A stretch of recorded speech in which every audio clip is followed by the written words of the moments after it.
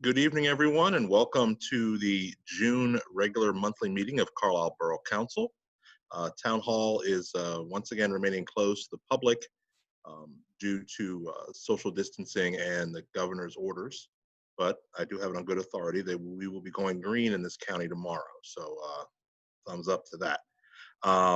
Any citizens that wanted to view tonight's meeting could have done so by contacting the Borough Secretary, Joyce Stone, and an invite would have been sent to them. So we will begin with a moment of silence and Pledge of Allegiance led by Councilor Joel Hicks. Mr. Hicks, if you please. Thank you, Mr. Mayor. Good evening, everyone. Yeah, there are many people and causes, remember, as an American, especially I think this month in June. One of my greatest memories as a young Navy lieutenant was being part of the 50th anniversary of the D-Day invasion on June 6, 1994, dating myself a bit. But while I was in Normandy, I had countless numbers of elderly French citizens who didn't know 2 words of English, who would just come up and hug me for no other reason than I was wearing a Navy uniform, and tears pouring down their cheeks. It was an event I won't easily forget, and indeed the brave American, British, and Canadian troops who secured the beachhead on that day in Normandy in '44 deserve our deepest gratitude, and I'm reminded of that this month. Tonight, however, I want our moment of silence to reflect on the casualties of our continuing imperfect American experiment when it comes to equality. This week, this month, we know and recite the names of those that, if not for the color of their skin, would likely be alive today. We mourn for their families, but for every known victim of racial discrimination, there are 10 or 20 other victims whose voices who were never heard, whose voices didn't get told, and whose families suffer in silence without justice or any public accounting. So this month, I'd like you to join me in a moment of silence for their families and loved ones as we reflect on this reality and seek God's grace.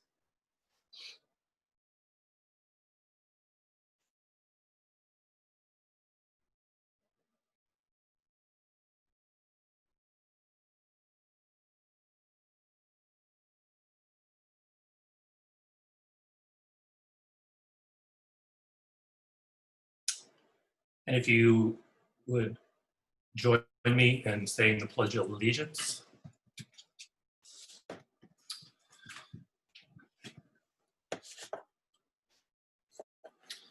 I pledge allegiance to the flag of the United States of America and to the republic for which it stands, one nation, under God, indivisible, with liberty and justice for all.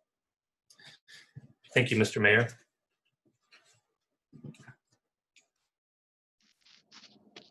Thank you, Councilor Hicks. And now we'll have the roll call. Madam Secretary. Mr. Cramsey?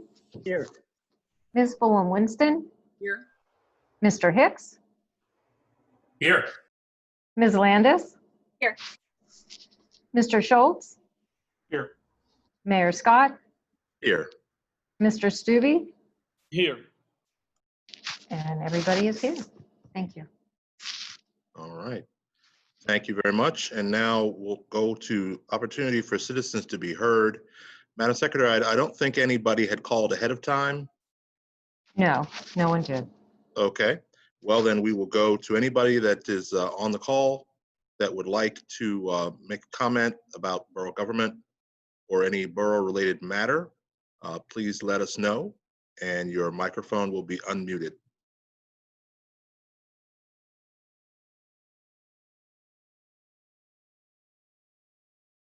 Going once, going twice. Okay. Moving on, consent agenda. The following is a list of routine items which do not appear to be controversial in nature and which probably do not require additional discussion. They can be acted on in one motion in their current form. If discussion is desired on any particular matter, any member of council or the public may request the item be removed from the consent agenda, and that item will be considered separately. For council members, is there such an item? Okay.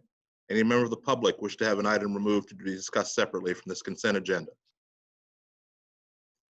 Hearing none, I'll entertain a motion to approve said consent agenda.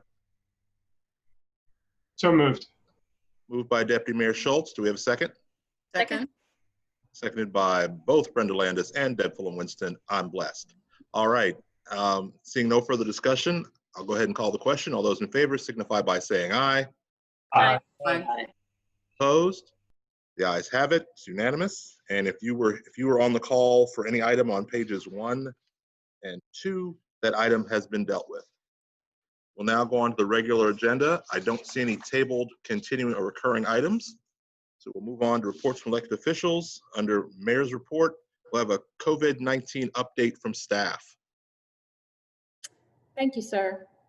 I will start this evening by announcing that Town Hall will open with limited public access on June 5th, or next Monday, following the green that we are going to experience tomorrow. So we're prepared to welcome our public back and encourage the public to come in. We are continuing to practice social distancing measures and all other precautionary measures within the facility itself. But we do feel it is extremely important for those members of the public who may want to speak to staff members personally with respect to possibly taxes, utility bills, issues involving any of our delivery of services, that we would like to have those conversations back in person. So again, the public will be limited to access just on the main floor, but if there's other departments that they wish to speak to, we'll meet with them in Town Hall and take care of their concerns. We had a number of items that council took action on as part of the small business recovery strategies for downtown. And I'm pleased to report that last Friday evening, you'll recall, was the first night of the open container law being lifted within the C1, your center business core district, which is your downtown business core.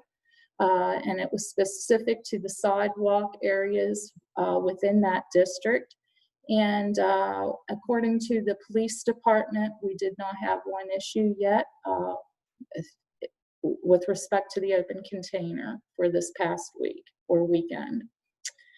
So I would suggest that we continue to monitor it, and staff will continue to report back to you with any concerns, and if necessary, we'll make adjustments. But at this point, it has not been cumbersome for our police and we're not receiving concerns expressed by the business community or the residential community. So I would suggest that we continue with that for now.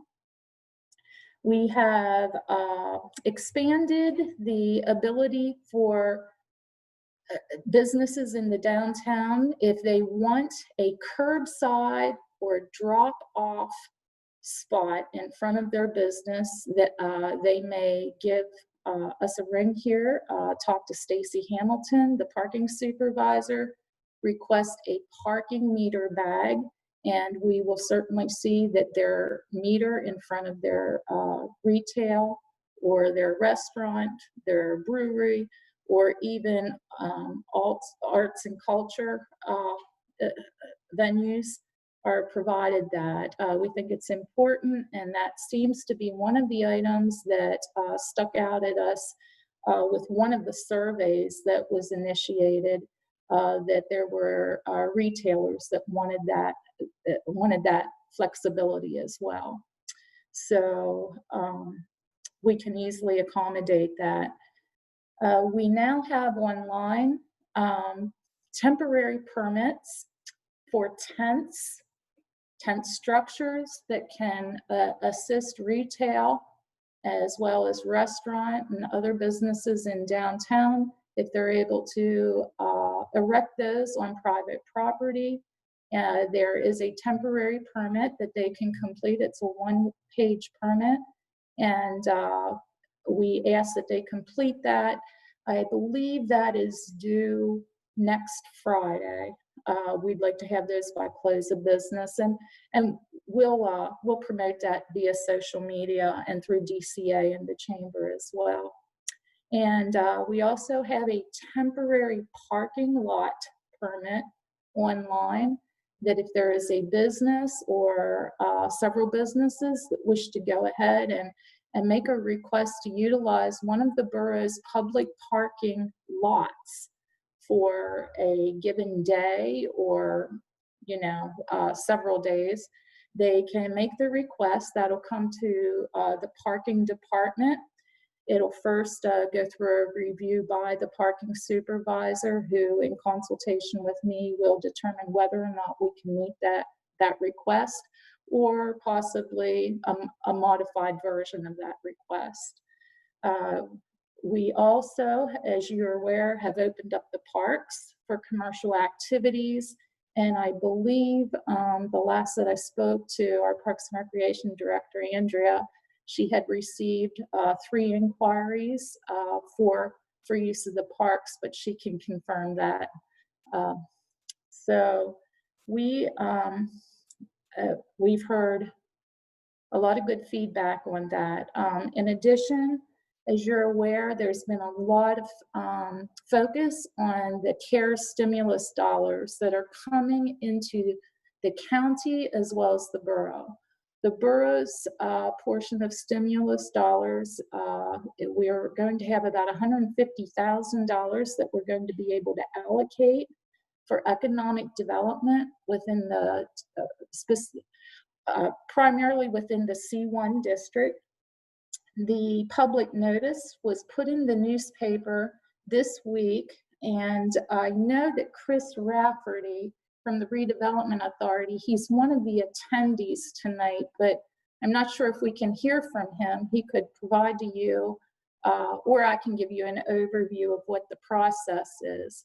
Are we able to get Chris by phone to provide that overview? Yes, Susan, good evening. Can you hear me? Yes, sir. Great. Okay, so let me start back in the beginning. Under the CARES Act, Congress allocated $2 billion, actually a total of $5 billion to the Community Development Block Grant Program. HUD allocated $2 billion of that through its normal formula grant process under the Block Grant Program. The borough received roughly $227,000. And over the past couple months, HUD has been providing technical assistance to other communities throughout the country on what are eligible activities, how you can go about amending your action plan, and those type of steps. So one of the things that you have to do, in addition to complying with the block grant regulations, is make sure that any funds allocated either prevent, prepare for, or respond to COVID-19. In addition, the activity fund cannot be a duplication of service and is primarily designed to fill gaps in the needs in the community. So right now, as Susan mentioned, we are in the 5-day comment period. Normally it's a 30-day public comment period. However, HUD permitted communities to decrease the comment period to 5 days to expedite the use of these funds across the country. So once that 5-day period is up, then the council will be asked to take action to approve the amendment to the 4-year or program year 2019 annual action plan. That document will then be submitted to HUD for their review and approval. And once they approve it, then they will issue a grant agreement to the borough for execution.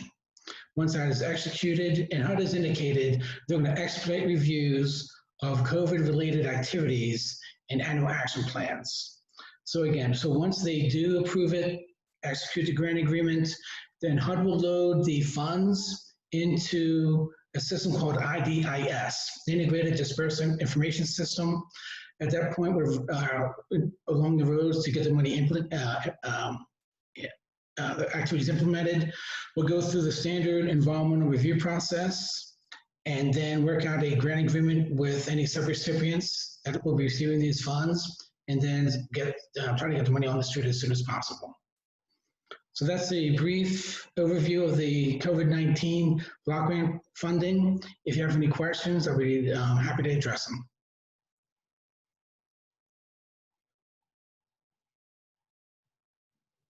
Any questions for Mr. Rafferty? All right. Thank you, Chris. We appreciate that. Appreciate your hard work, and we look forward to getting this money on the street, as it were. Right. Susan, anything else? I can either report now under the COVID update, or we can defer to Andrea Kraus from Parks and Rec at the end of the meeting if you'd like a report out on where parks and recreation programming, the status of those under the green phase. So, Okay, we'll wait till the end. Just don't let me forget. All right, will do. Thank you for that update. Next, reports from committee, budget and finance. Okay, I move that Borough Council approve an addendum to the service contract with Davenport & Company LLC to provide compensation for advisory services as it pertains to the 2017 tax increment financing note and related matters in an amount not to exceed $15,000. Mr. Schultz has made a motion for an addendum to a service contract. Do we have a second? I'll second that.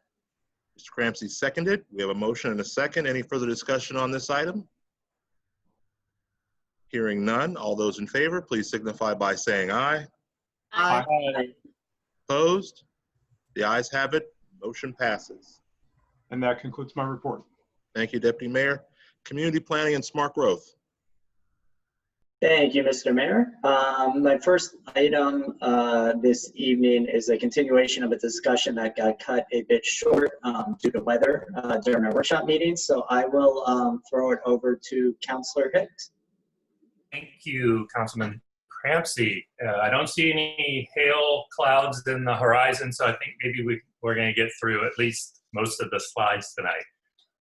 Thank you for everyone's time. I'm going to share my screen, and hopefully this works.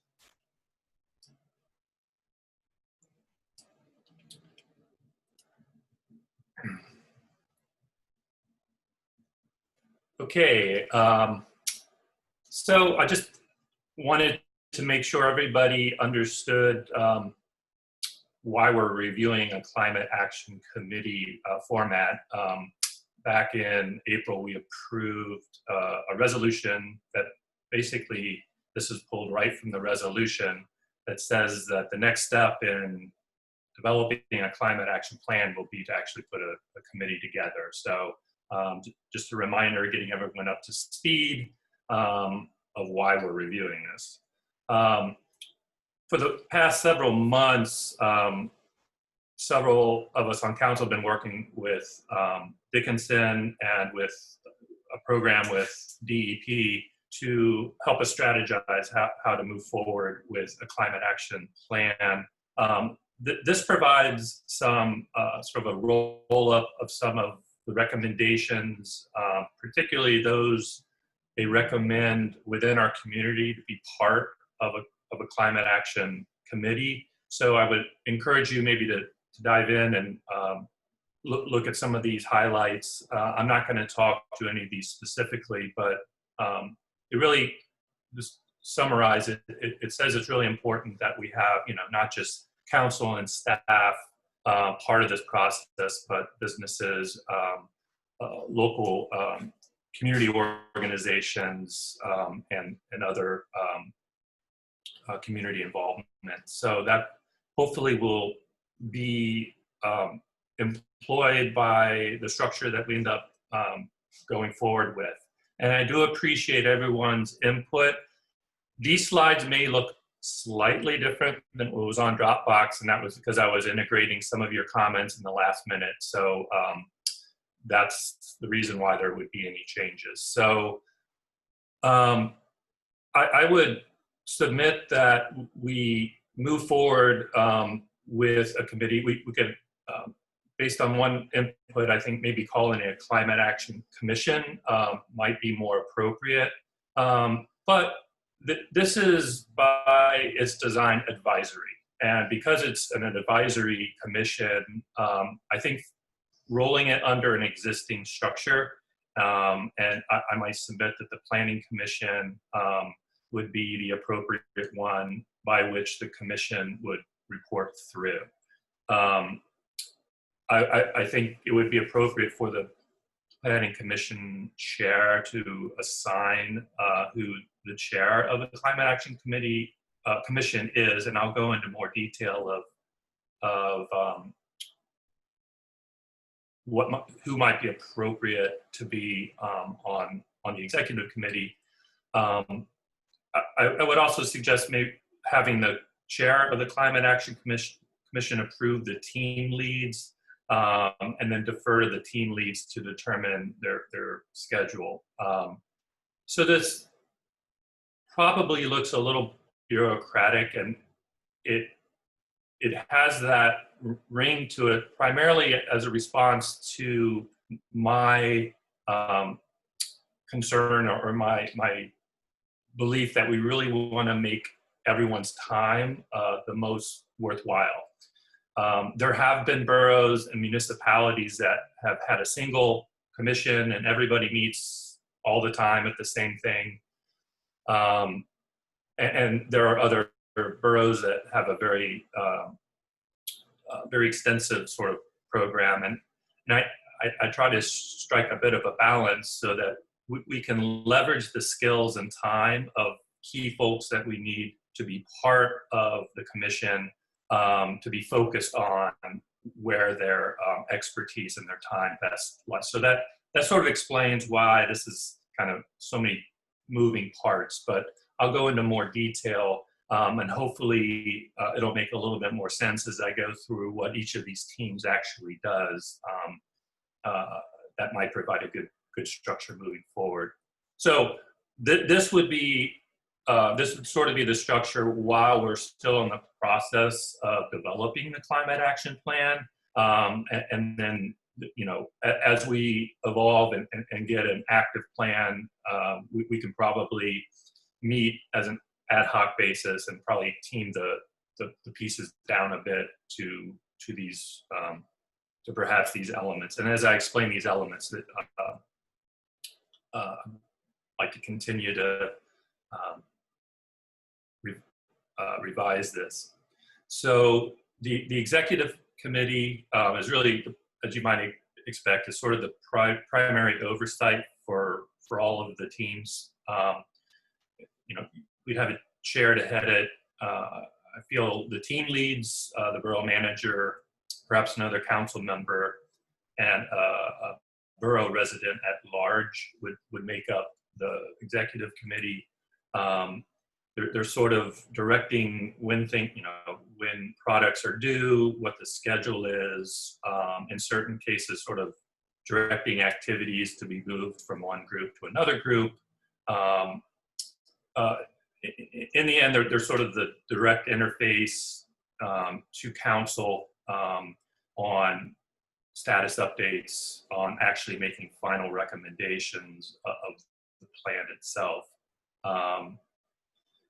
I think as we start to get specific tasks, I would look to the executive committee to be the one who directs, you know, formal activities, whether it's a cost-benefit analysis or to look at it, developing a new alternative that they provide the direction. You know, at the end of the process, I would see them providing a draft climate action plan for the Planning Commission to co-sign. So moving down now to the team, sort of how the teams would be potentially formed is there's a sort of a pathways and analytics team that would continue to leverage the tools that we use to determine carbon footprints. We will, at least in the near term, probably continue to use the tools that are provided by the DEP. There are individuals trained to use that, but and we can certainly look at training additional folks. But they're the ones who actually doing the number crunching and coming up with the different alternative pathways that would inform individual costs and benefits that get done in other teams. I think that membership will, at a minimum, include some folks who we've continued to work with at Dickinson, and I would look to the lead of that team to form their, and this is consistent with the team leads in all 4 segments, as I would submit that they could form their own teams and meet as they see fit.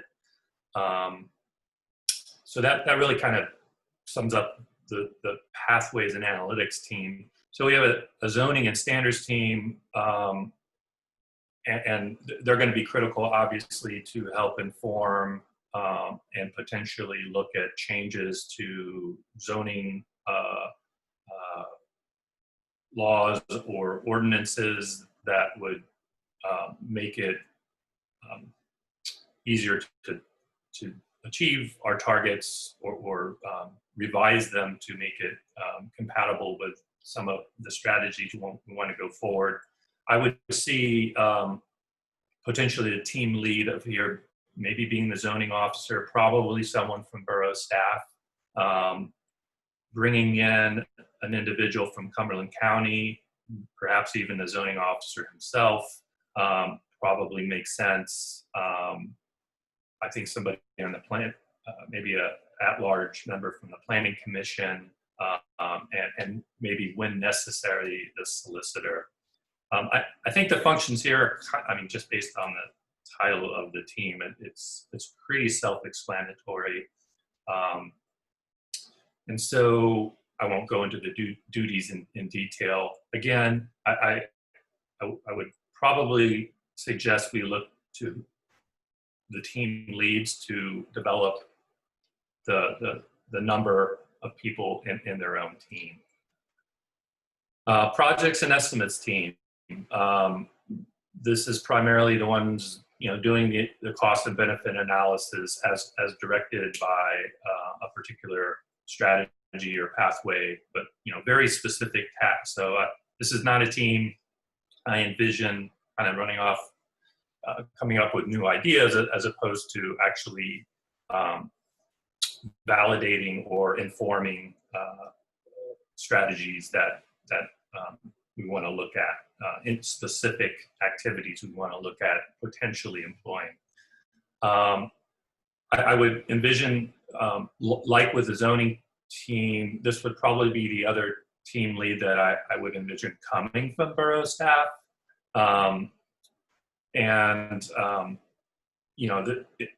The other major function besides doing classic cost benefit analysis would be to really help see where we could get additional funding, loans, grants that would, we could decide whether we want to submit for. But there's a whole sea of potential funding, federal, state, even philanthropic organizations that we can certainly leverage moving forward. And last but not least, and definitely not least, is our community engagement team. This is where we really need to make sure that it's a two-way flow, that we're getting inputs that are informing the sorts of alternatives that we want to look at, but also keeping all of our residents informed at the same time. You can see where I see maybe some good candidates for membership. Again, these are just part of the consideration we might want to have as part of these teams. So I would be of the mindset that the lead of this team would be someone from the borough, a borough resident, and being in close coordination with our public information officer and other neighborhood associations. A lot of a lot of information to help flow both ways to the executive committee, but also to the public. So again, my thoughts about this forming is not to necessarily create a complex bureaucratic process, but I really am conscientious about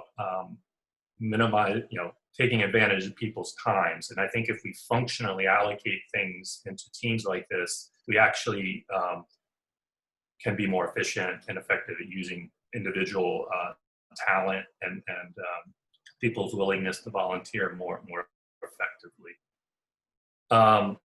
So I'm going to make some recommendations and we can discuss. I would suggest that we approve this structure.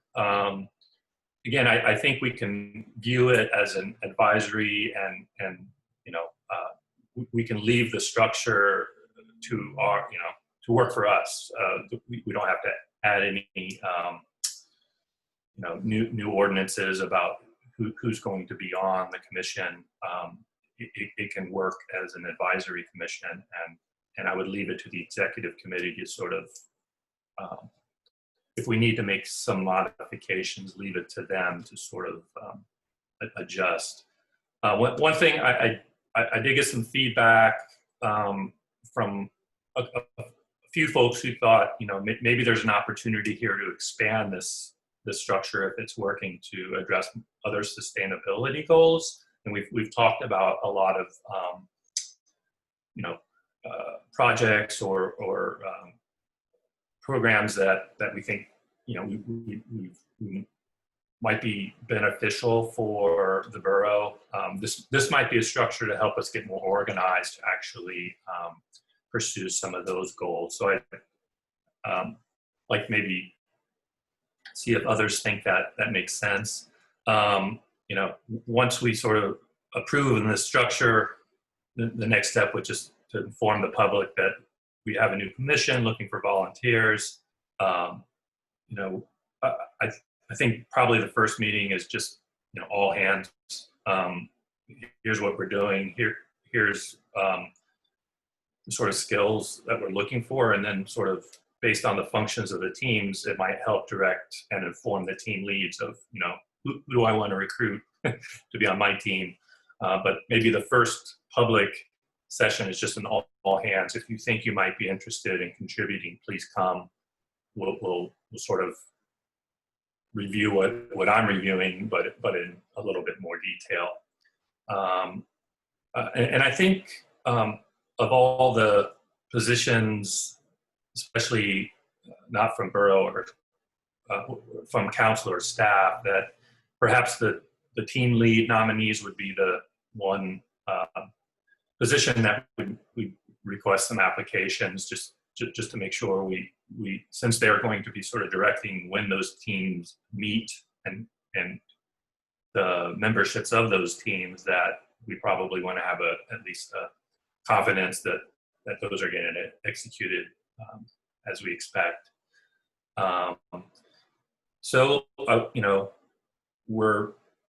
We have a climate action plan that we're now 11 months away from needing to have, and getting the structure is important. And I don't want to short cycle getting the structure right, but I'm going to push it. We're 1 month into it, and I think we probably need to get the pieces in place. I would say maybe by the next council meeting, 8 July, that we get comfortable with this. Have the Planning Commission chair appoint a Climate Action Commission chair by the end of the month. And then we could sort of officially say we have a commission once we've at least identified the team leads, which maybe by 8 July would be, I think, a good target. That's actually all that I had I want to show. And so I'd love to open this up. If you send a comment that doesn't look like it got reflected there, let me know. But I did try to get everyone's concerns and issues rolled up into that updated presentation. So those are all my prepared comments. So I'd like to open it up to everyone. Okay, before we do that, I'd like to recognize the borough manager to correct the record. Thank you. Yes, my apologies. When I was talking about the county going green next Friday, I misspoke. It is actually tomorrow, June 12th. Thank you. Those comments will be spread across the record. All right. Thank you, Joel. You and Deputy Mayor Schultz worked very hard to put this together, and we really appreciate it. I think this is a great opportunity for us because we finally get a chance to align our goals on climate action with those of, across the country and also around the world. So this is a great opportunity for us. I was just wondering, Joel, would you like to make a motion to create this commission? It could be a very simple motion. I would like to make a motion, yes, thank you, Mr. Mayor, to create this commission. Pursuant to the resolution. Pursuant directly to the resolution, yes. I'll look at my assistant parliamentarian, Deputy Mayor Schultz. Is that okay? Unmute. Trying to, there we go. Yeah, I think we're good. Yeah. Okay. And if I can second it, I'll second it. You may certainly second it. We have a motion and a second. Any further discussion? I do. Sorry. Okay. Discuss away. All right. So I do have a couple of things. I'm sorry, Joel. I didn't really send in these comments. It was more like they were coming to me as you were speaking, and especially some things are just a little bit timely. So one thing for the zoning team, it talked about the zoning officer, so that's on our staff level, but I do know that we have our planning commission, which is all volunteer board, and I do know at least one person who has been interested in elevating some of the work, so instead of it just being reactive to what's coming across, I think there could be some knowledge in there, not just that person, but other folks that are already volunteering for us and might have some ideas and interest in furthering that conversation. So definitely reaching out to some of our, the zoning hearing board, planning commission, and seeing what we can pull from knowledge and interest there. I know you did say the county as well. I'm on the county planning commission. We love this kind of work as well. So I'm sure there's some folks there. And the main thing that I just wanted to say, and I kind of brought it up last time you talked about it, but especially in light of everything that's going on in our world right now, people hear the word sustainability and they think environmental sustainability, and they think, they might not have a full scope that sustainability has many, many, many different aspects. I mean, I pulled this up and I can't say that all sustainability scholars would agree that this is it, but the 4 pillars of sustainability on this particular article are social, human, economic, and environmental. And so when we're looking at all of these changes that we might be implementing, a key part of this is the human scale of what it looks like on the ground. Who is it affecting? And I think we, Councillor Schultz last week brought up a very thoughtful comment saying that even when we don't have protests outside, we still need to be thinking about our work and how it affects all people. And so, I've brought up some of these in the past when we were approving the new housing at one of the factory sites here about passive house design. So I was not a scholar on that, but I had heard that could be an interesting option. So I think learning about how it can integrate in all of our conversations, the things that are passing through. So today we have a whole bunch of things that we're supposed to approve, and to have the knowledge so I can ask someone is, rather than just going from me to the developer, having some other knowledge expert that we can ask when we have these types of questions, instead of it just being, reading an article quickly and trying to gather some information. So looking at both the the environmental sustainability aspects, but what does it really look like? Who is it affecting? And are we, not intentionally necessarily, but are we accidentally implementing something that maybe has a detrimental effect to someone else? So what I will say is that in my day job, at Dickinson, I've worked with Professor Heather Beatty, and her student page was the one that actually brought us the community composting presentation a couple weeks ago. There's a class that she teaches called Unjust Sustainabilities, and it looks at places that have implemented questionable practices, buildings, things like that, and over the time it has had a detrimental effect on their communities, especially communities of color. So these are just things that I just want to bring up, that I think it's great that we're doing this, but I think we don't need to have another team that looks at it through the lens of multiple people. Every single team has to be looking at that. And when we implement all of these things, I just want to make sure that we have a broad range of folks on there, both in knowledge and life experience. I think that even if you aren't an expert in a particular field, there are life experiences related to where people live, and their opinions and perspectives should be included. So those are just a couple things that I've just thought of, and I just want to make it publicly known that this is part of the conversation that I think that we should have as we're building this out. All right, thank you, Brenda. And before we go to another council member, Tim Tilton from the Planning Commission, I believe he's on the call. Mr. Tilton, do you have any comments on this, since this seems to fall squarely into your bailiwick? No, just to say that I'm really excited to be part of the process, and I can't wait to talk to Joel to get some more background information on what we're going to be doing. I think this is really important, and this is very timely for us, for the Planning Commission, and for Borough Council to get together and move this forward. Thank you very much. Thank you for your comment. All right, now I'll call on council members for their thoughts. I'll just call on the order you guys are here in these Brady Bunch squares. So on my screen, Deb Fulham-Winston. I think this is just an exciting thing for us to be getting involved in. And I agree with Joel that to open things up, we should really reach out as deeply into the community as we can to find people who are interested in this and want to become involved in it, so that we do tap as many different people and in different kinds of people, as Brenda was saying, so that we reach into different kinds of neighborhoods and expertise and ages and genders and everything else, so that we get a good representation of people on the commission once it gets up and running. Thank you. Sean Cramsey. Thank you, Mr. Mayor. Just wanted to thank Councilman Hicks and Councilman Schultz for their work on this, as well as Dickinson College and the faculty, staff, and students there that also helped kind of kickstart some of this work that we're going to do. I think it's super timely. I think it's super exciting. I also want to commend Councilman Schultz and Councilman Hicks. I think the timeline is spot on. I don't think we can afford to wait much longer. So I like the, let's get this ball rolling and get things in place by July.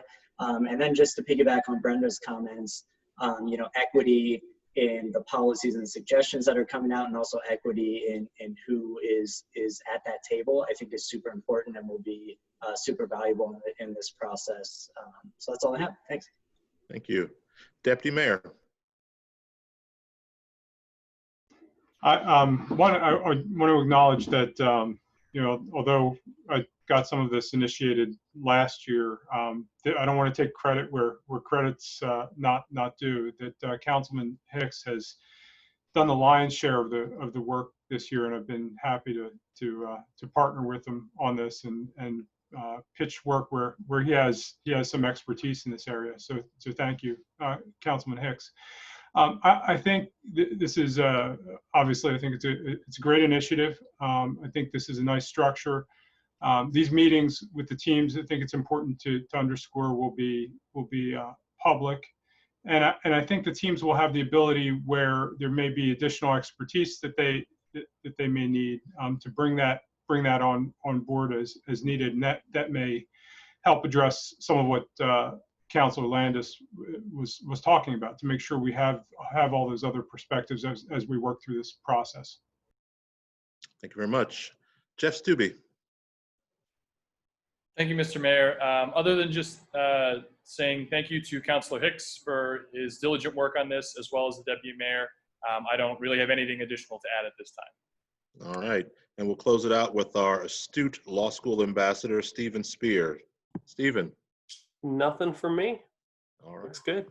Thank you very much. All right. If memory serves me, we have a motion and a second. Mr. Mayor, Yes, sir. just one last thought. Something to consider so that we can get going, is kind of seeing if this model might work from a sustainability perspective, in the sense that if it looks, since there aren't a lot of models like this throughout boroughs about how to move climate action or sustainability programs forward in a commission form, is we come back and reevaluate maybe in 4 or 5 months whether we want to maybe make it more inclusive of other sustainability goals once we think we're heading in the right direction. I just wanted to add that as sort of, that would be the direction I would think we would be going forward tonight, was sort of limiting it to the climate action thing with the view that this may make sense for other sustainability goals that we have going forward. Okay, makes sense to me. Any further discussion? All right, I'll call the question. All those in favor signify by saying aye. Aye. Opposed? The ayes have it. Motion carries. We now have a Climate Action Commission. Congratulations, everybody. Okay. All right. Yeah, go continue, Mr. Crampton. Great. Thank you, Mr. Mayor. So for my next item, I will make a motion that Borough Council may approve a final subdivision plan for Chesterfield Phase 2B, prepared by Pantera Engineering, Inc., dated March 9th, 2020, subject to the applicant's acceptance and satisfactory resolution of the conditions listed herein. All right, thank you. Mr. Crampton makes a motion to approve a final subdivision plan. Do we have a second? Second. Motion has been made and seconded. Any further discussion? I have some discussion. Sure. So I have a couple, I guess, specific questions. I just want to fully understand what's on the plan, as well as some broader discussion. So the one main question I have relates to the 2 temporary cul-de-sacs. What the temporary aspect of that means, and also looking at the site design. So again, this is under community planning and smart growth, and I think the key word here is smart growth. And at least from the design that I'm looking at, let me get down here. So Princeton Drive, a new house would be built at number 38, which would terminate that road, and it looks like the cul-de-sac would be it turns and then it goes to a cul-de-sac, which would be a temporary cul-de-sac, I guess. I guess my question, so this goes back to the fact that there was another possible plan in this particular development for apartments not that long ago, and that did not fall under the R2 zoning. So that's why this one under comments, it did note that the plan conforms to the provisions of R2 zone. So that's why it didn't go to the zoning hearing board as the previous one did. But the previous one was apartments, and we heard a lot of comments from the neighbors of concerns. Part of the concerns had to do with traffic, and part of my concern is building additional communities that dead end. I know that this is the end of the borough, but if we leave that road so it could continue on into, I guess that's North Middleton, in case they then choose to open up their land and maybe build another development. So again, thinking of where we are building our roads and what the future possibilities are. So by putting a house at the end of that street, it doesn't make for a very likely option that road could continue if North Middleton in the future would decide to have that development. So that has been my concern, especially along our borders. Like, it is our land, and but thinking for future, this is sustainable. So traffic can continue on. It allows people to use our roads fully instead of it just being one community using the roads, and the costs that takes.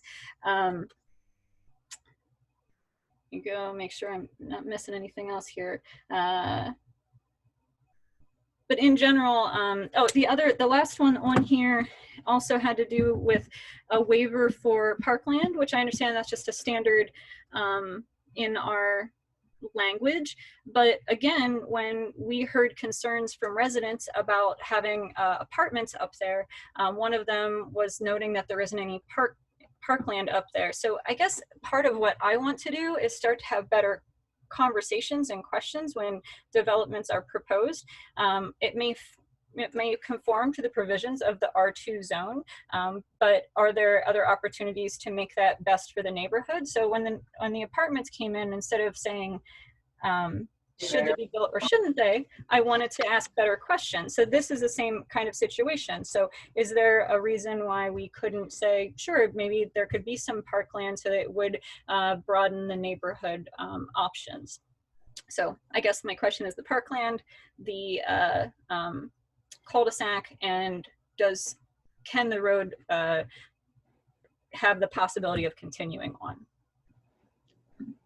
The way I understand it, and I'll let staff jump in here, but as far as approval of these waivers, that is all completely at our discretion. As far as I understand it, we can ask a developer to do something, to conform to something, and I guess they have the right to say no, and then we have the right to say, well, we don't approve this. Unless someone else has different thoughts. I mean, Sean Schultz? On the waiver, yes. On other aspects, if they otherwise conform, we would have to approve it. That's not to say in some situations, I've seen conversations between staff and elected officials and developers where there may be a suggestion, let's tweak this here, tweak that there, and those discussions bear fruit.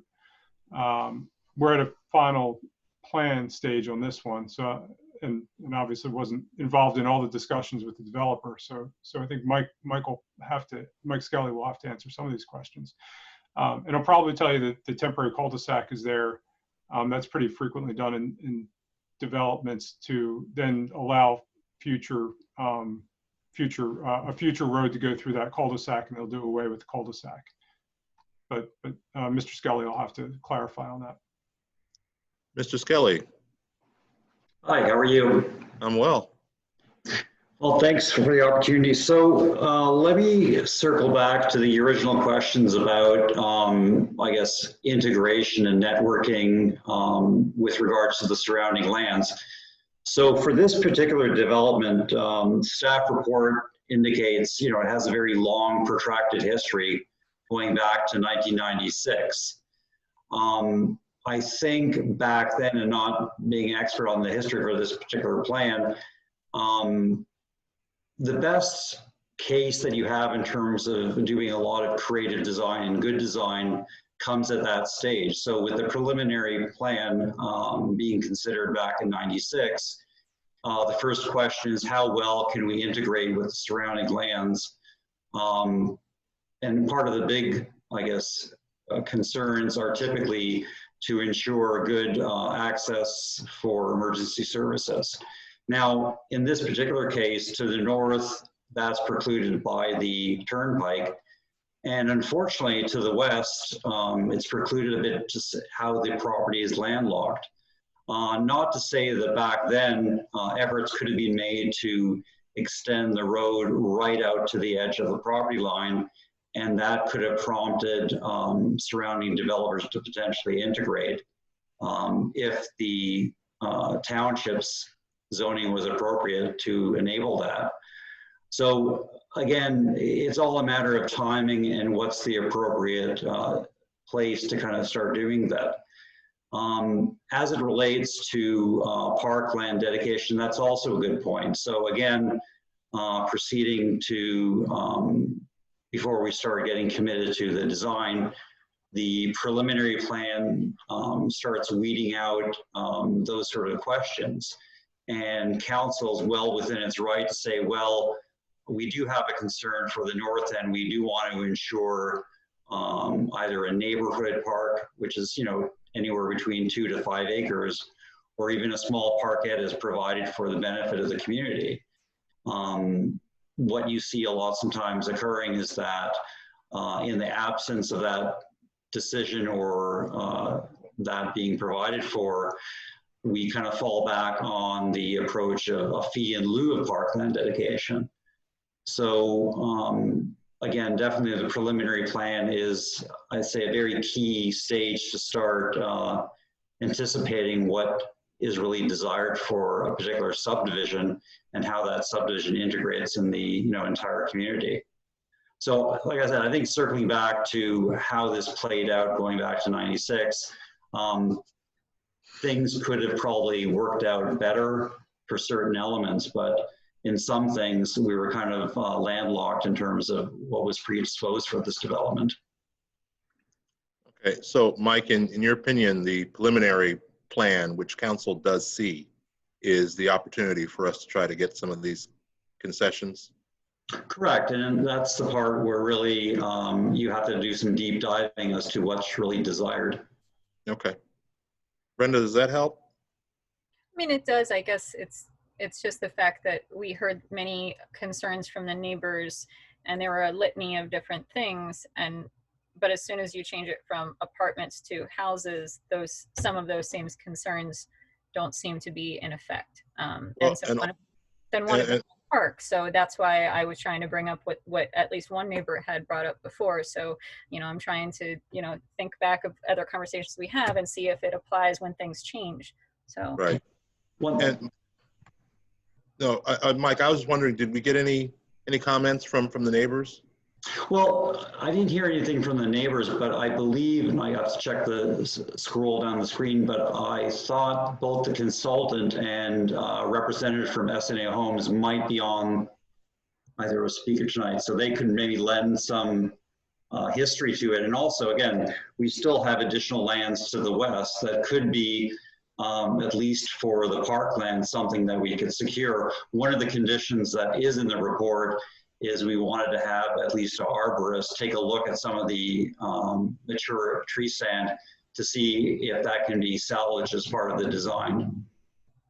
Is there anyone from Pantera Engineering on our call today? Mike, their names? I think one was Tony Fruchtel, being the consultant. Okay. Mr. Fruchtel. Yes, can you address any of Councilor Landis's questions? Yeah, so I think the first thing that I would say is that the understanding that the plan that was presented last year with the apartments generated the questions, but that SNA has no intention in moving forward with that plan at this point. They are falling back on the original preliminary plan that Mr. Skelly talked about with just the single family homes. And they're just trying to move forward, recognizing the fact that, yes, this has kind of been sitting out there. They recognize that there's been some issues with the residents on the other areas. They're getting those cleaned up as part of this project. And the anticipation with the temporary cul-de-sacs is that the temporary will not be very long. The next section will be to connect the next section of Sussex Drive around to Newcastle there. And I cannot speak to the layout from the preliminary plan from 25 years ago as far as connecting to the adjoining property. I'm very certain that their intention is to just continue with the preliminary plan if that's acceptable. Okay, and Mr. Fruchtel, just before you go, if you can just give us your work address for the record. Oh, sure. I'm at 3075 Enterprise Drive in State College, Pennsylvania, 16801. Thank you, sir. Sure. Mayor Scott. Yes, Susan. My apologies, sir. I believe Mark Malrich, he can expand upon the infrastructure, the temporary cul-de-sacs, if we would like a little bit more explanation on that. Sure, Mark? Yes, Mayor. As the engineer indicated, they are temporary. The preliminary plan for this development called for Sussex Drive to eventually connect with Princeton Drive and those connecting to Shannon Drive. So there will be connectivity as part of this with a future land development plan. So the temporary cul-de-sac is meant to provide accessibility for emergency and also trash collection and other vehicles on a temporary basis until those roads are extended. Regarding the property, as Mike indicated, the property to the north is a turnpike. Shannon Lane has houses all along it, so that precludes access to North Middleton Township to the south, and to the west is a existing cemetery. So as far as opportunities for extending Sussex Drive or Princeton Drive to the west, you would need to go through the cemetery. I'm sorry, Mark, you just cut out a little bit right at the end. You said that that to the west would be precluded because you would have to, and then I missed. You'd have to go through the cemetery. Cemetery. I see it. Yeah, we don't want to do that. S&A Homes still owns the lots that are undeveloped along Sussex Drive to the east, sort of the northeast of this phase. Is that correct, Mark or Tony? Yes, that's correct. And I don't know where the approvals are. I mean, they've obviously been subdivided from what I see on the county map. And there's obviously that additional area to the north. And maybe to address the issue of park space, because there's continues to be some undeveloped land when we, if and when we see future development to the north of this, we can still address park space in this neighborhood. So there will be another opportunity. That's good. Okay. Anything further on this? Brenda, you're good? Okay. All right. All right. Seeing no further questions, I will go ahead and call the question. I believe we have a motion and a second. All those in favor, please signify by saying aye. Aye. Aye. Opposed?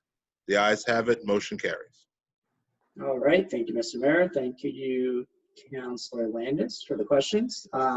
So next, I'll make a motion that Borough Council may approve a waiver for the submission of a preliminary subdivision plan for 100 WPS Partners LLC located at 614 to 620 Walnut Street, 226-19. And furthermore, that Borough Council may approve a modification for the use of an existing joint use access driveway, 226-24K6. And finally, that Borough Council may approve a subdivision plan. Actually, I'm going to wait on that one. Should probably be separate, right? Yep. Okay. Okay. All right. Mr. Crampsey's made the first of his motions under this item. Do we have a second? Second. Motion has been made and seconded. Any further discussion? Hearing none. All those in favor, please signify by saying aye. Aye. Opposed? The ayes have it. Motion carries. All right, thank you, Mr. Mayor. I got a bit ahead of myself. So the last part of that, I'll make a motion that Borough Council may approve a final subdivision plan for 614 through 620 Walnut Street, prepared by FSA Associates, Inc., dated May 8th, 2020, for 100 WPS Partners, subject to the applicant's acceptance and satisfactory resolution of the conditions imposed by staff. Mr. Crampsey's made a motion to approve a final subdivision plan. Is there a second? Second. Thank you, Mr. Stube. Motion has been made and seconded. Any further discussion on this item? Hearing none. Just one quick one. The property in question has been empty for some time, leaving a real dead spot in the neighborhood. So to have this come back to life again will be a very good thing. Thank you for that point. Very important. All right. Hearing no further discussion, all those in favor, please signify by saying aye. Aye. Opposed? The ayes have it. Motion carries. All right, and finally, I'll make a motion that Borough Council may approve a second time extension to satisfy the conditions of a plan approval and recording for the Wolf and Tiger LLC final land development plan located at 1625 Rittner Highway. Approval is subject to this extension expiring on June 12th, 2021. Mr. Cramsey proposes council approve a time extension for a plan and recording. Do we have a second? Second. We have a motion and a second. Any further discussion on this item? Hearing none. All those in favor signify by saying aye. Aye. Aye. Opposed? The ayes have it. Motion carries. That ends my report. Thank you. All right, Public Works. Moving on, we have 3 items tonight. The first, I ask Borough Council to adopt an ordinance amending Chapter 223 of the Code of the Borough of Carlisle with respect to the requirements for restoration of streets in the borough after utility cut is made within the street. We have a motion. Do we have a second? Second. We have a motion and a second. Any further discussion? Since this is an ordinance, it will require a roll call vote. Madam Secretary, please call the roll. Mr. Cramsey, Aye. Ms. Fulham Winston, Aye. Mr. Hicks, Aye. Ms. Landis, Aye. Mr. Schultz, Aye. Mayor Scott, Aye. and Mr. Stubbe. Aye. All right, motion carries. Thank you very much. Moving on, I would ask Borough Council to authorize the mayor to sign the Pennsylvania Department of Environmental Protection Sewage Facilities Planning Module Exemption Form for a connection to the borough's sanitary sewer system from the proposed residential lots for Chesterfield Phase 2B Land Development Plan. We have a motion. Do we have a second? Second. Thank you very much. Motion has been made and properly seconded. Any further discussion on this item? Hearing none. All those in favor, please signify by saying aye. Aye. Aye. Opposed? The ayes have it. Motion carries.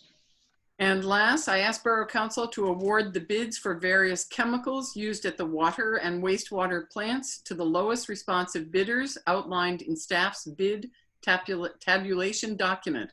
The contract term shall be June 21, 2020 to December 31st, 2021.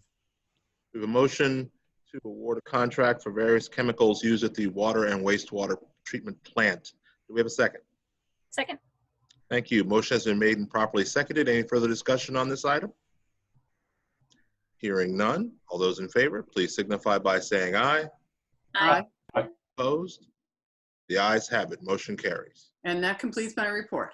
Thank you. Move on to new business. Again, this is another opportunity for public comment. If there's anyone joining us on the Zoom call in our audience that would like to address an item of borough government, please speak now.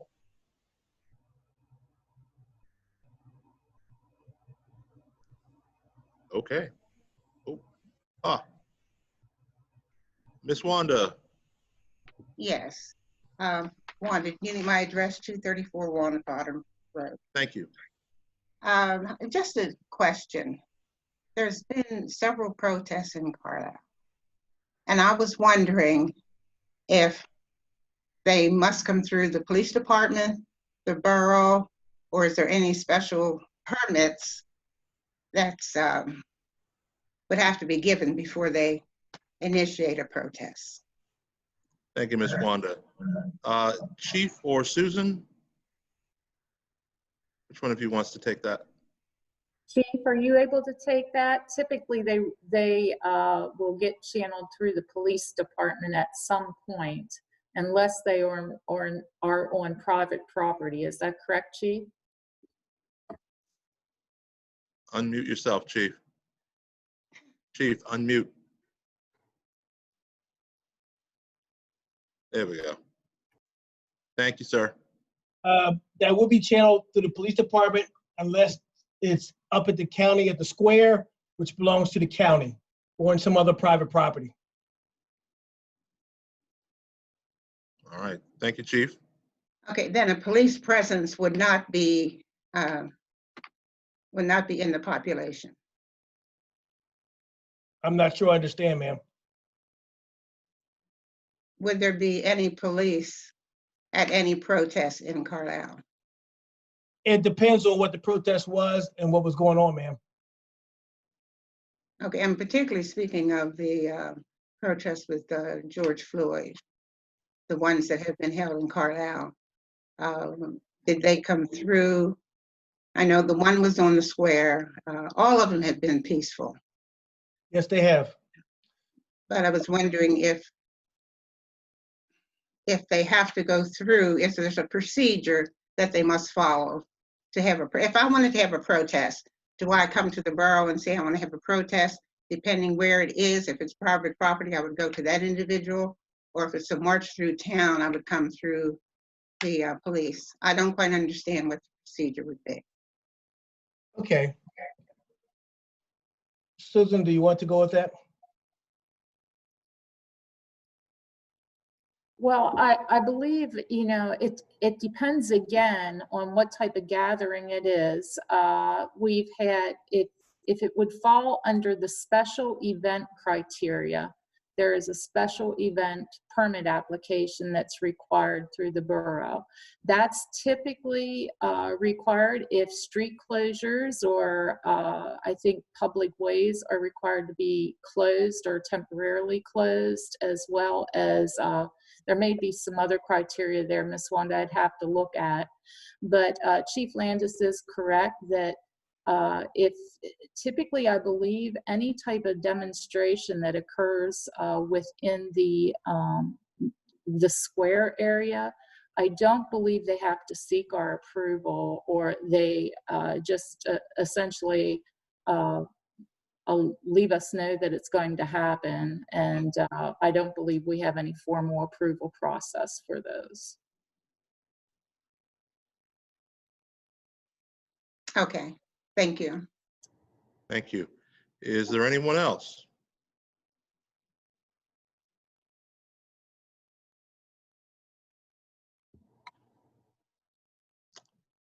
All right, moving on. Reports from council members and staff. I don't have a report, so I'll defer to my colleagues. And again, we'll just go as you are on my screen. Mr. Hicks.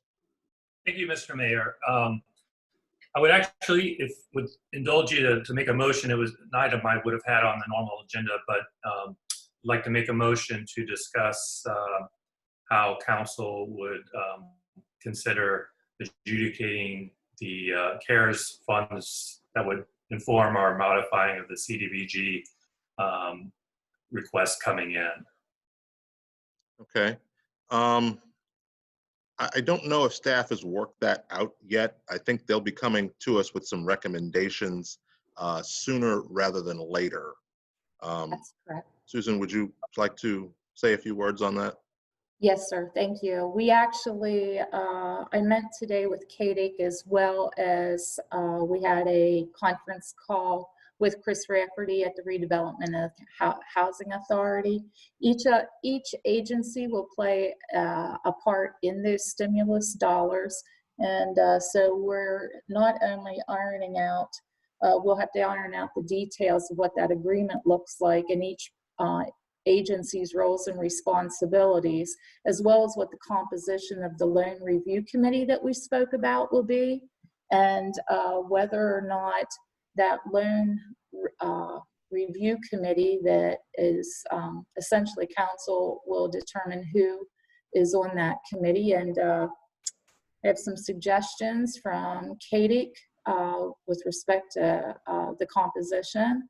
And after that is developed, and we should have that developed within the next week or so, so that we're ready to roll, then we will also have to decide whether or not Borough Council wants final approval of those loans, or if you are going to grant the loan review committee the ability to approve those loans.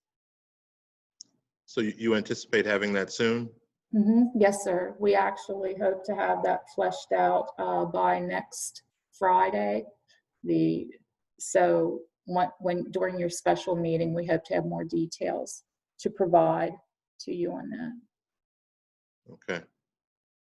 Mr. Mayor, based on that, I table my motion based on getting that new information. I think that's going to be too important to inform our decisions, but I would anticipate we're going to have a special session to formulate that council. So all of us should probably expect that in the next week or so. Actually, Mr. Mayor, that was the only item I had for my report. Thank you very much. No problem. Deb Fulham-Winston.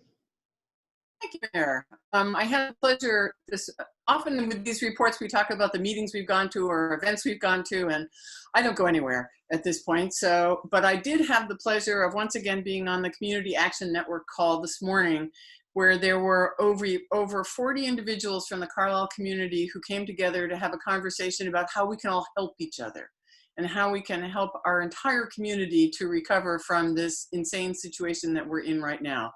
It's unprecedented, and we're definitely, as everyone has said, we are in uncharted waters. But the level of goodwill being displayed by our neighbors and people across the community, I think is really extraordinary. And I would like to just thank all of them for all of the good work that they're doing.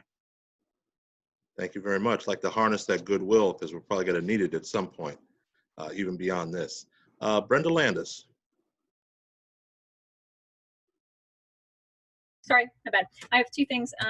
One is just, I do want to remind everyone that even though it's just going to be online this year, but Hope Station will still have their Juneteenth celebration on the 20th.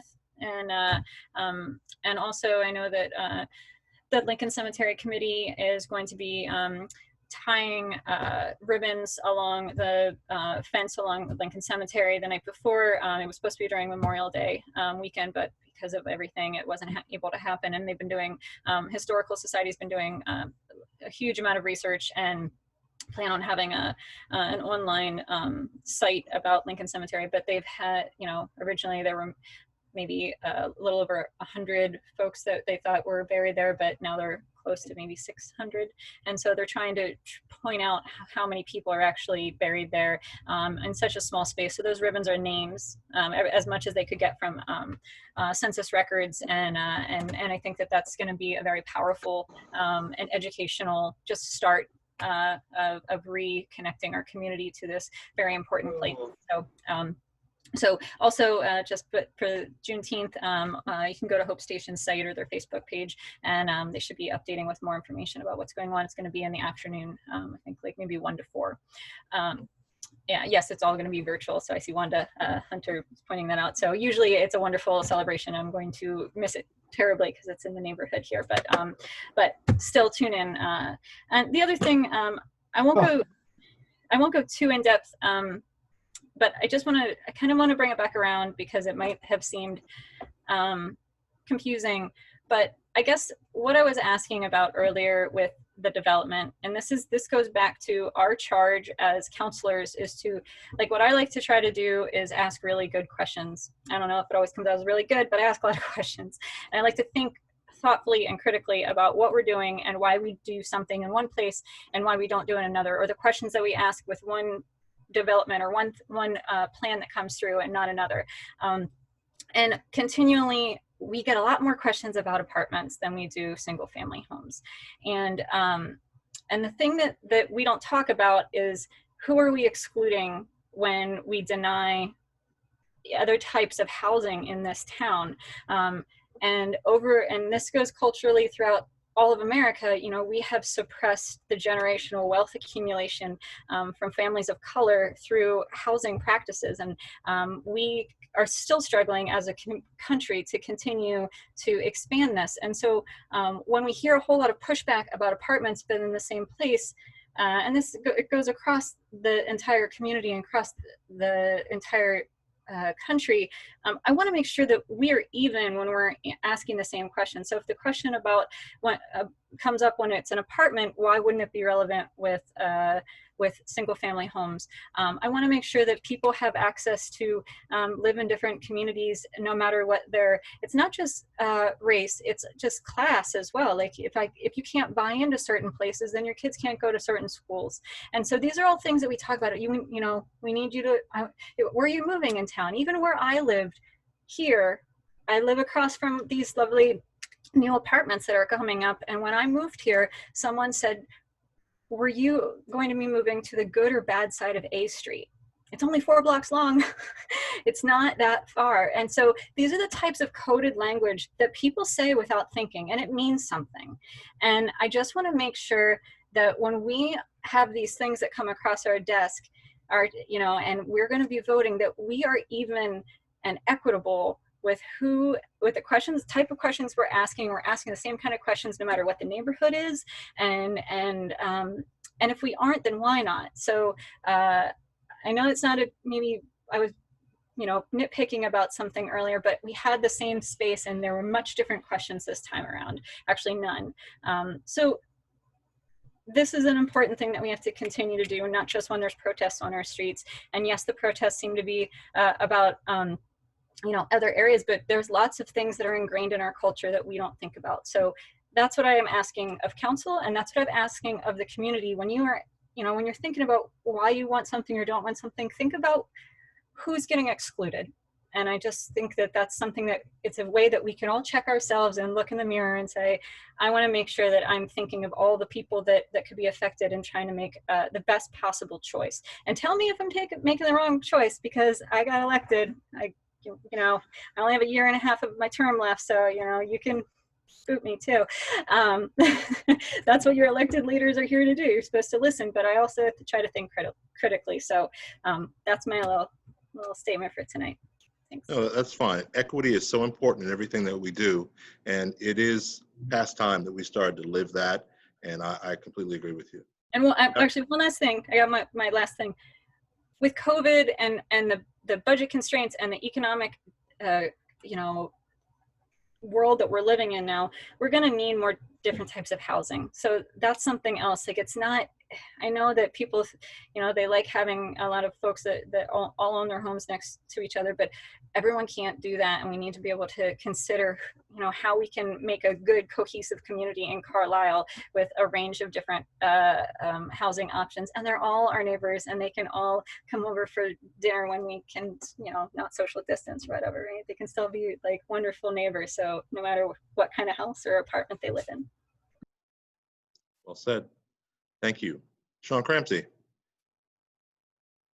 Thank you, Mr. Mayor. I have 2 items. I first wanted to thank staff for all the work that they've done and will continue to do over this COVID period. I don't think it's been easy for anyone, but especially our staff that still have to make sure that services are running, still make sure that residents are having things that they need.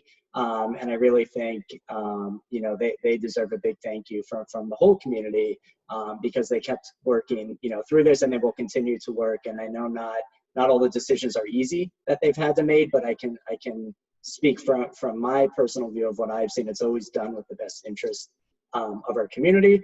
And while we're on the COVID topic, as the borough manager said, our county goes to green tomorrow. And I just want to really encourage everyone that green is not a free-for-all.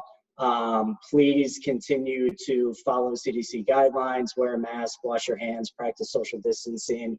But also, while you're doing all of that, please visit our downtown and spend whatever you can, whether that be gift cards, whether that be takeout meals.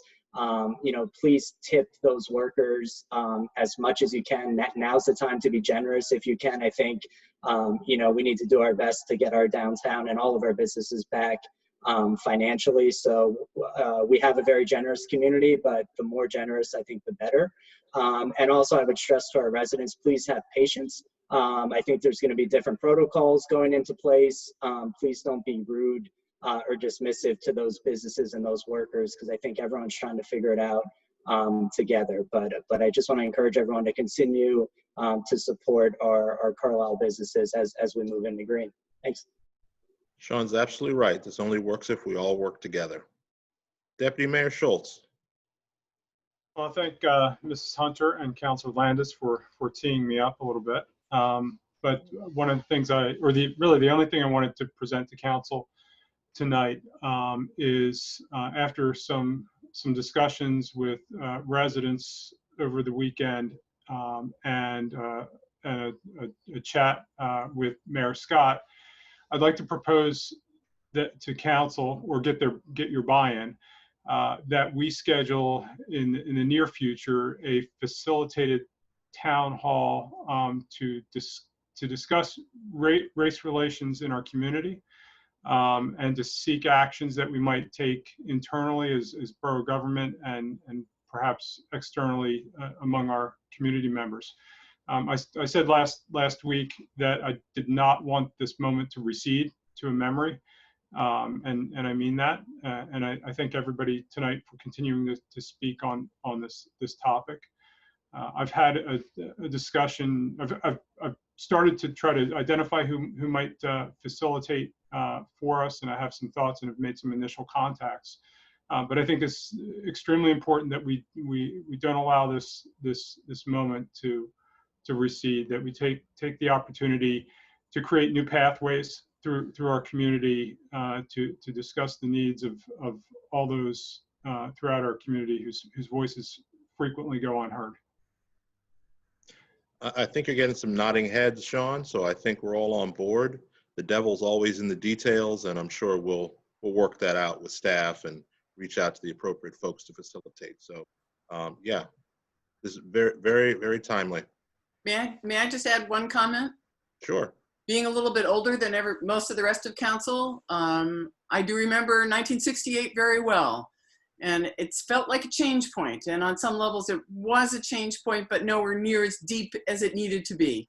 And now I feel like we're at another change point where many, many people and different kinds of people have come together to protest the inequities that we are facing every day in our society. And I think we need to strike while the iron is hot and do something real instead of just talking about it. And so having a meeting where we can bring people together to discuss concrete actions about how we move forward to make this a more equitable place for all of our residents to live, I think it's just, we need to do it now. We can't be faffing about and putting it off. Right. All right. Well, I will keep going until someone says stop, and then I'll probably go a little further. As expected. Thank you. All right, anything else, Sean? You're good? That's all. Okay. We'll do Councilman Stubbe and then Ambassador Spear.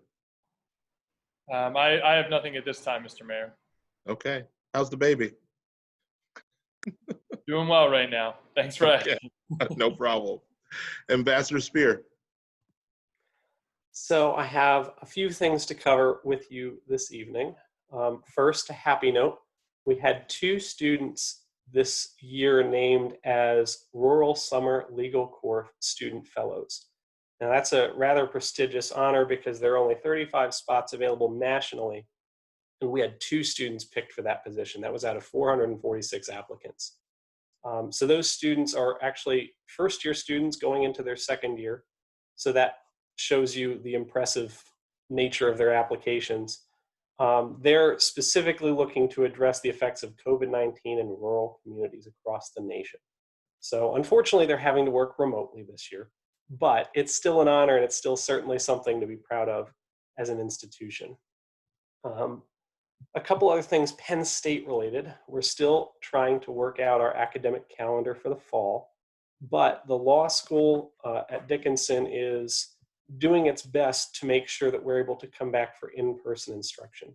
So anyone in the Carlisle community that's dependent upon those students coming back for rent purposes or just our local businesses, having as many students as we have coming back in the fall, that's going to be a nice positive for the community at large. That's all dependent upon where we are as a county and where we are as a state come August, because as we talk now, there are resurgences across the country of COVID-19. And as an educational institution where we're putting lots of people in one place at the same time, that's something that we're working to make sure is safe for everyone.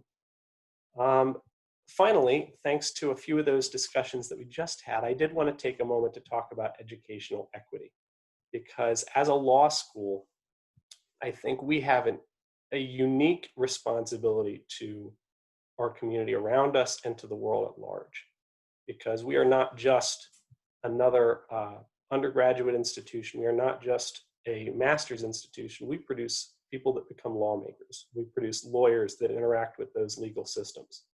And so it's important that we take that responsibility seriously. And the reason I bring that up is that I usually don't refer people to our website because I'd rather just share the messages with you.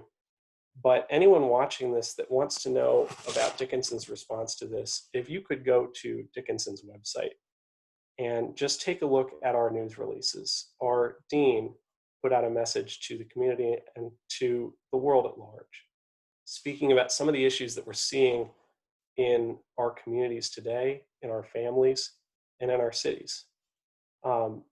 It's something that it inspired me, and I think it would certainly be useful for anyone watching this.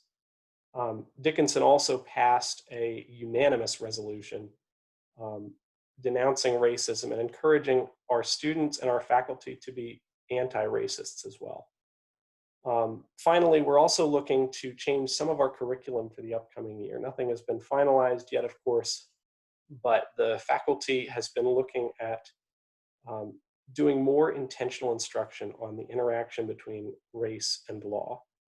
That's, again, something that is unique to the legal profession, and it's something that we are continuing to strive towards to do better, because we can always, always do better. I think that concludes everything else that I wanted to talk about, but thank you for giving me a moment to speak about it. Absolutely. Thank you, Stephen. Now we'll go to staff, and again, I'll just call on you as you appear on my screen. Mike Skelly. Thank you. I have nothing to offer. Okay. Borough Manager Susan Armstrong.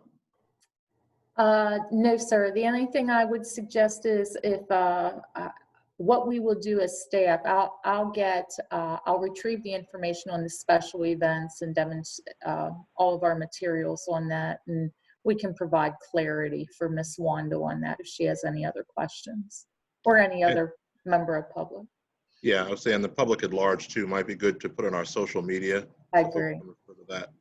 All right. Mark Malarick. Okay, I'm pleased to announce to council that next Monday, our contractor for the Tiger component of the Carlisle Connectivity Project will finally be starting work.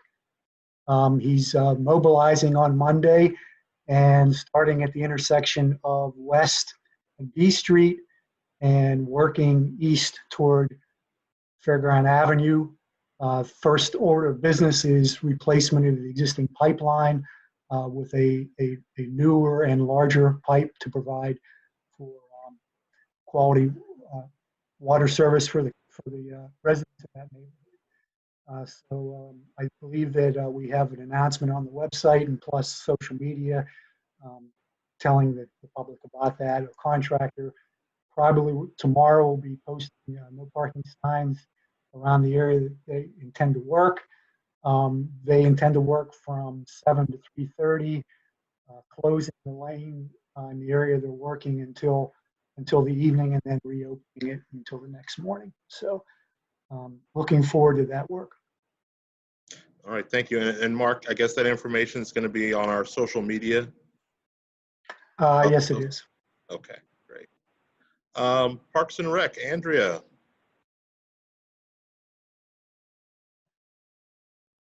Trying.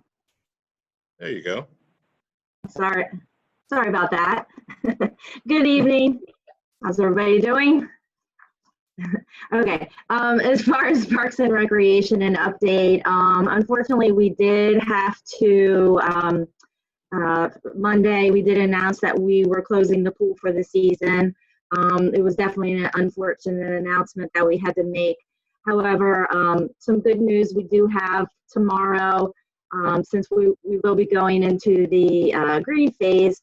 We will be opening up our spray pools, our playgrounds. We'll be opening up pavilion rentals and Schaefer cabin rentals, and also our sports fields. We'll be posting signs, to follow CDC guidelines, social distancing, sanitation, that type of stuff.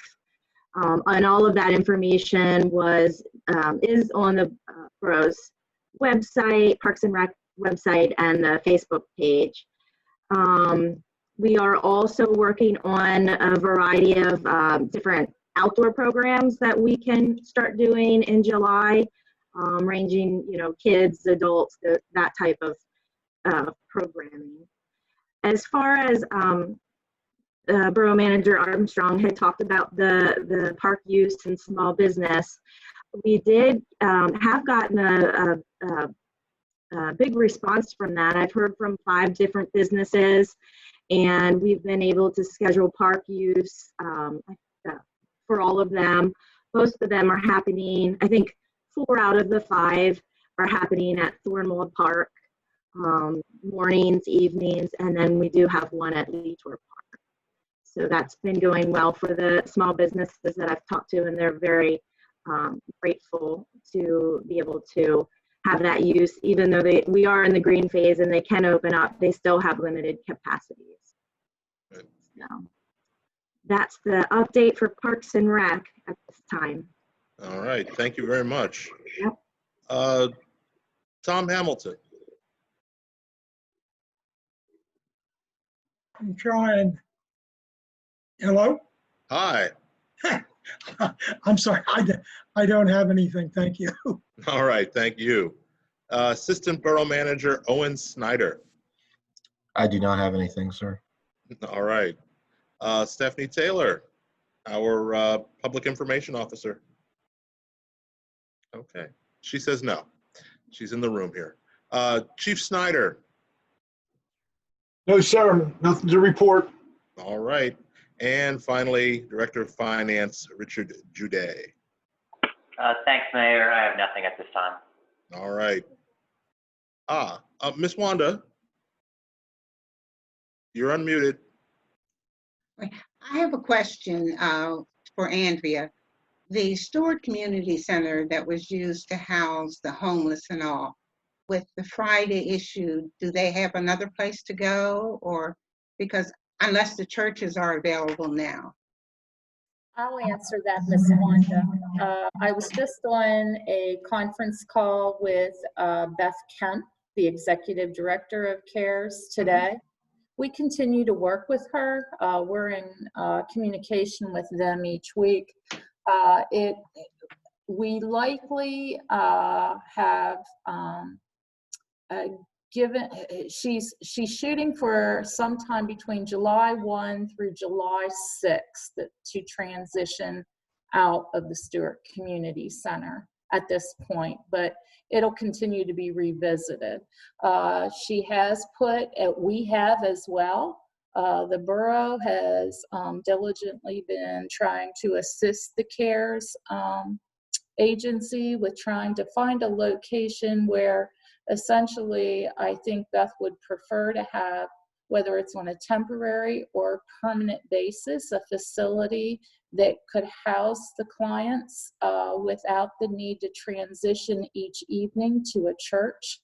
It's much more comfortable, less cumbersome for clients, but to date, we've been unsuccessful. So, possibly you can, if you have any idea of any buildings, either within borough limits or adjacent to the borough, that you think that Beth may want to take a look at, please reach out to her. Okay, thank you, I will. And I think I'll just say that goes for anyone listening anywhere. Like, it's not just Miss Wanda. Like, anyone that has a possibility of a place, connections with any sort of open warehouses, big boxes, an empty church, whatever. Like, everyone, all hands on deck, right? It's community. Absolutely, Brenda. I was going to bring that up, but you said it more eloquently than me. Yeah, anybody that has any connections with anybody that has a large facility that could suit these clients, please reach out to Beth Kemp at Community Cares.